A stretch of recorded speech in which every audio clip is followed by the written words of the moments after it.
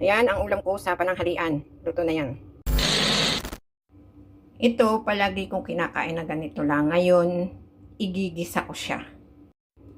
Ayan, may cooking oil na. Lagay ko na bawang at sibuyas. Sama-sama na yan. Ayan. At okay na, mabango na. Lagay itong kamatis.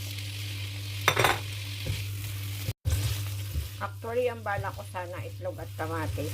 Pero, iibahin ko naman ngayon. Lagyan ko ng asin, paminta, siyempre haluin.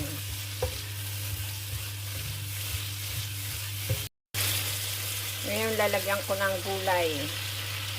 Tai Mo Choy ang tawag sa gulay na ito dito sa Chinese, sa Hong Kong.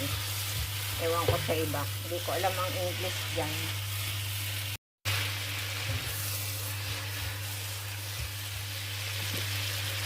Lagyan ko ng kaunting chicken broth para madaling maluto. Yan.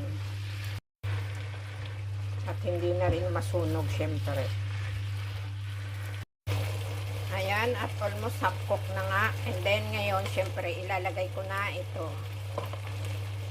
Yan. Kasama na yung oil niyan para mas malasa. Haluin natin.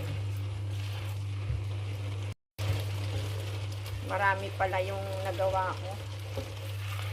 Pero okay lang din. Yan, o diba? Luto na yan. Yan, tikman ko nga. Sarap. Ayos.